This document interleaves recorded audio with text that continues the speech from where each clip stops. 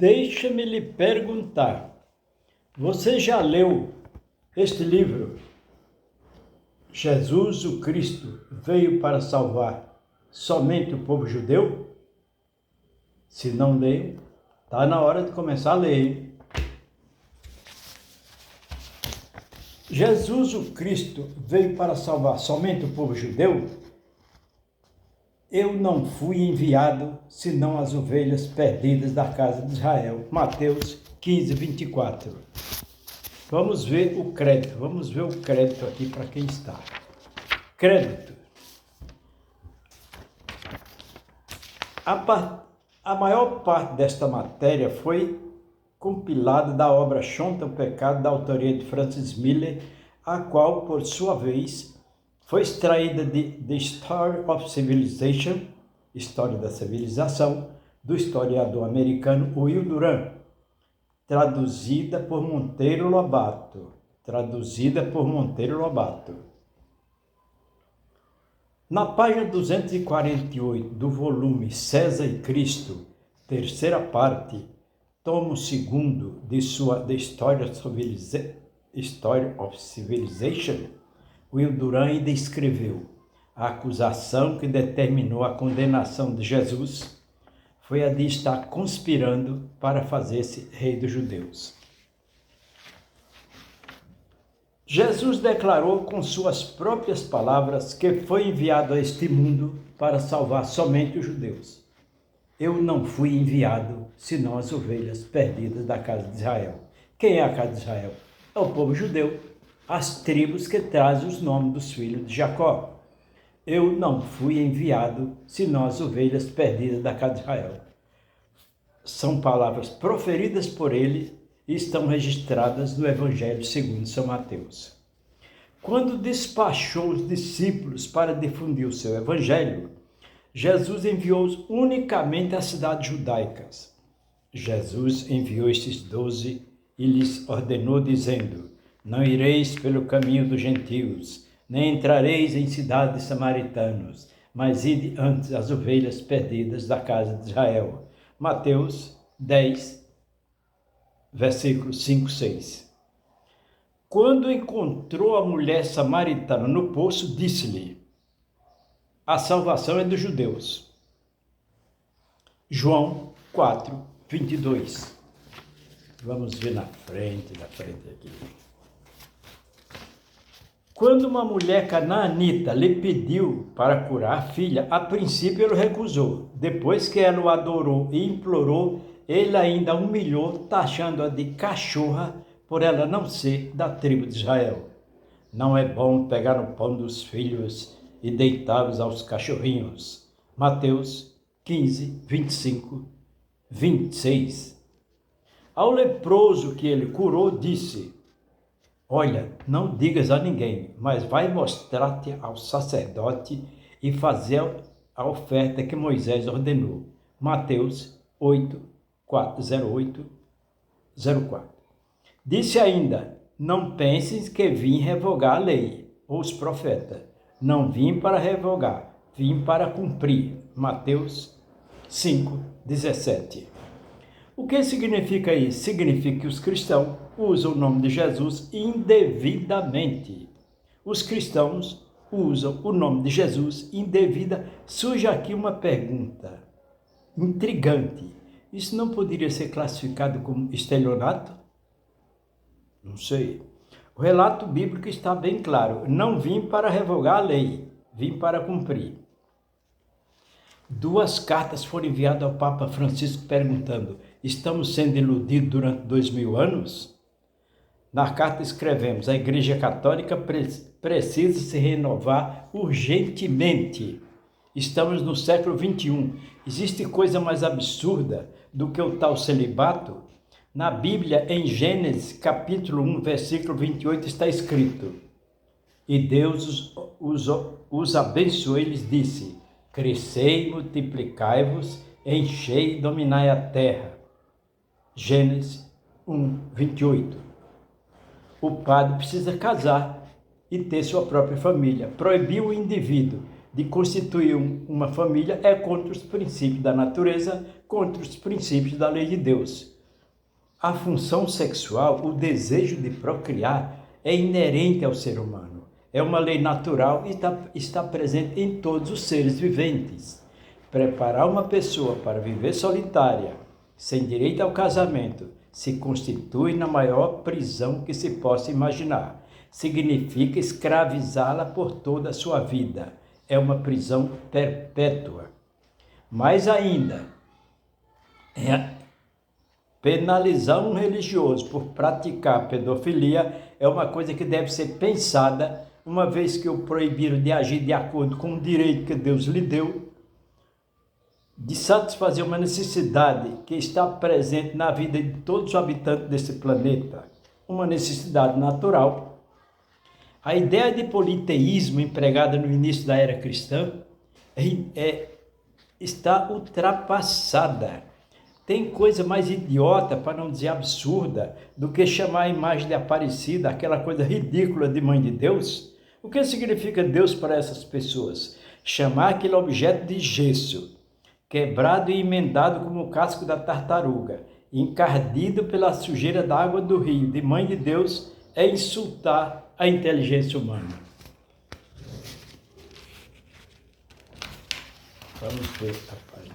Sim. Por volta do ano 318 da era cristã, gerou-se a mais grave heresia de toda a história da Igreja Católica.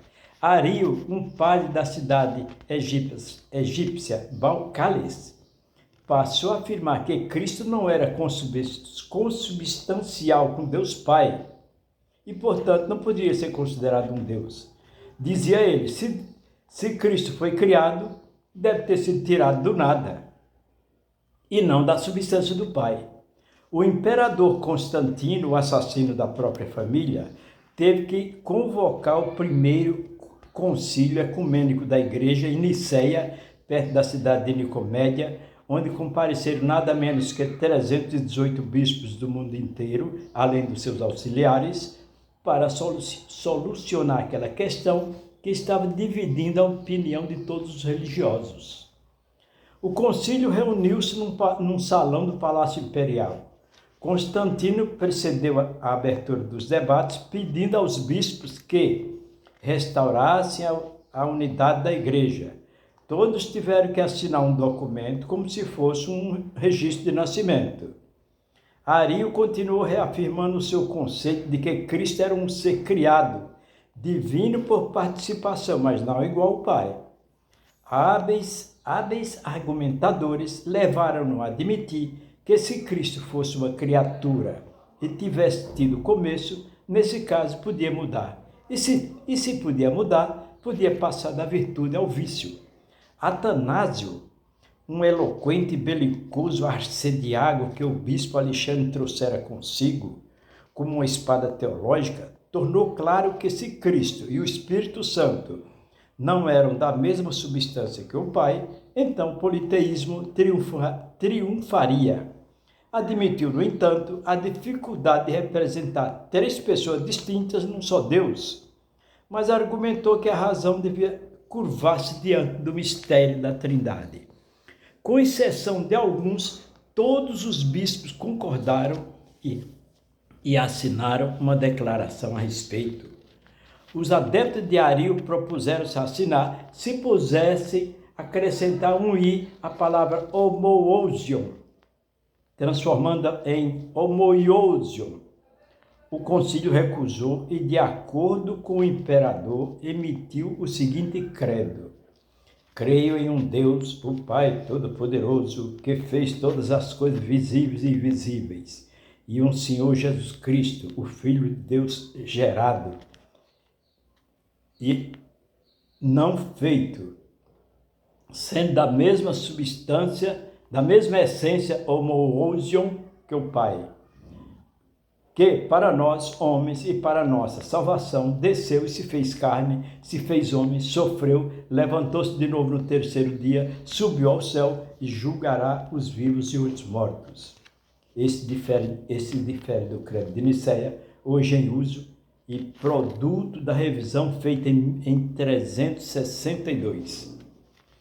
Quem foi Constantino? Will Durant escreveu: quem lê Vida de Constantino, escrita por Eusébio, bispo de Cesareia, não imagina que o imperador possa ter matado o próprio filho Crispo, a esposa Fausta, o sobrinho Liciniano, o cunhado Licínio e ainda tenha forçado o sogro Maximiliano a suicidar-se. Constantino casou-se 2 vezes, primeiro com Minerva, de quem teve um filho, Crispo, e depois com Fausta, filha de Maximiliano, da qual teve 3 filhos e 3 filhas. Crispo tornou-se um excelente soldado e muito auxiliou o pai nas campanhas contra Licínio, mas no ano 326 foi por ele condenado à morte. Quase ao mesmo tempo, Constantino decretou a morte de Liciniano, filho de sua irmã Constância, Licínio, e logo depois mandou matar Fausta. Este imperador tirano foi o responsável pela vitória do cristianismo, uma vez que em 313 ele e Licínio, o cunhado, proclamaram o Edito de Milão, que garantiu a todos, inclusive cristãos, a liberdade de culto.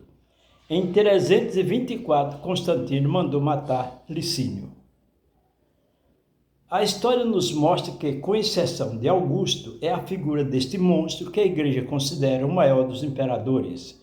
Por esse motivo, Edward Gibbon, historiador britânico, escreveu: eu descrevi o triunfo do barbarismo e da religião.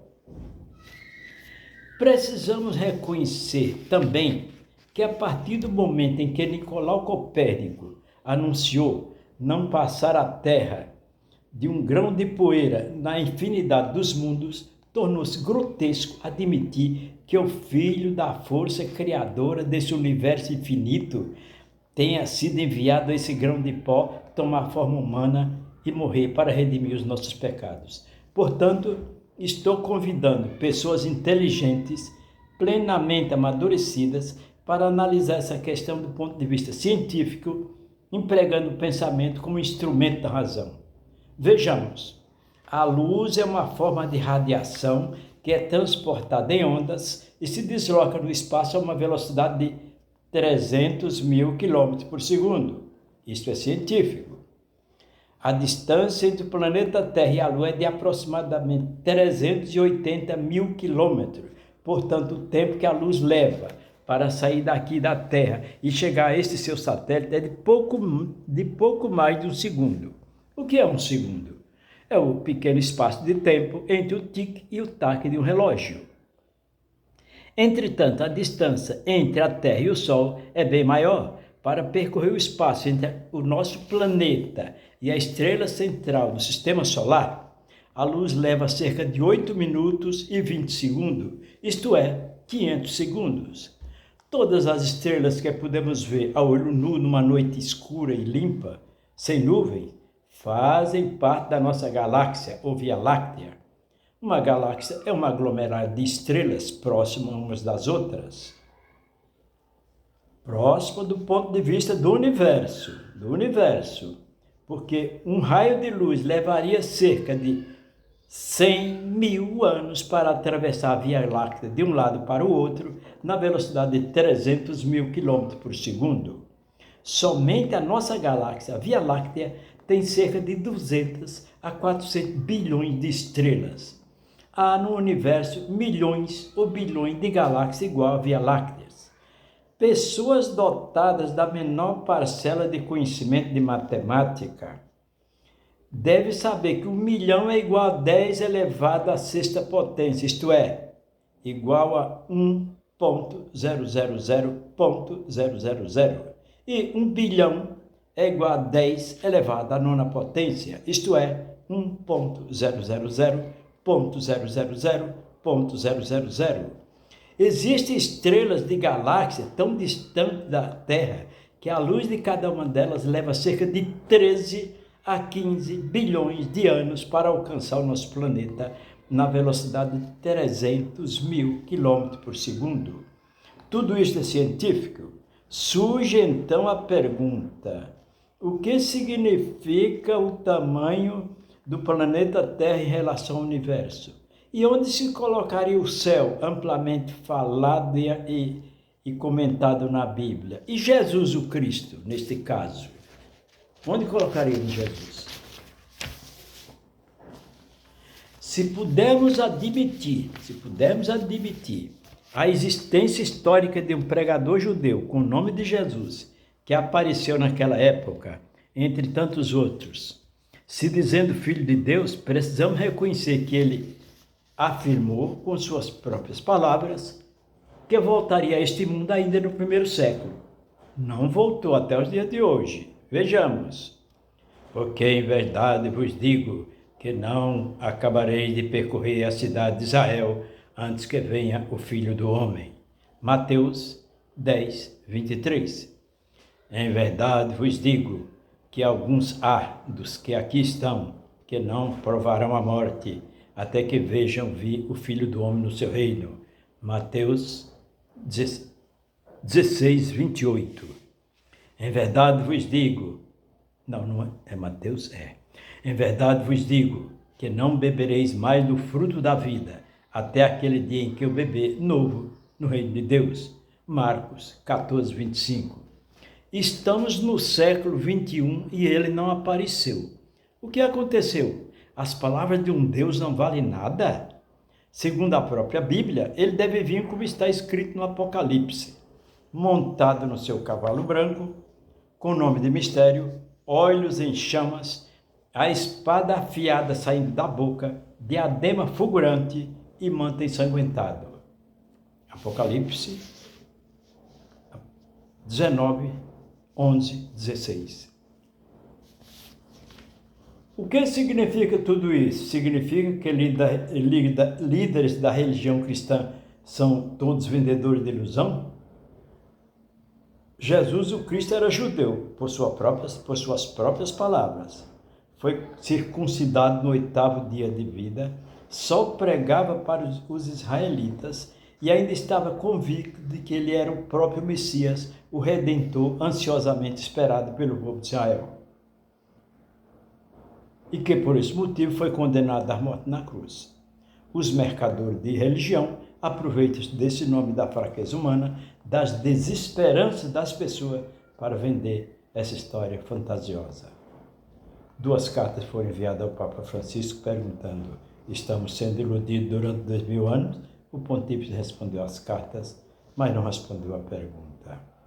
Peça o seu exemplar. Messias Alves 2018 @gmail.com, Messias Alves, tudo junto, 2018 @gmail.com, ou mais 5511 95496 1030 WhatsApp, mais 5511 95496 1030 WhatsApp.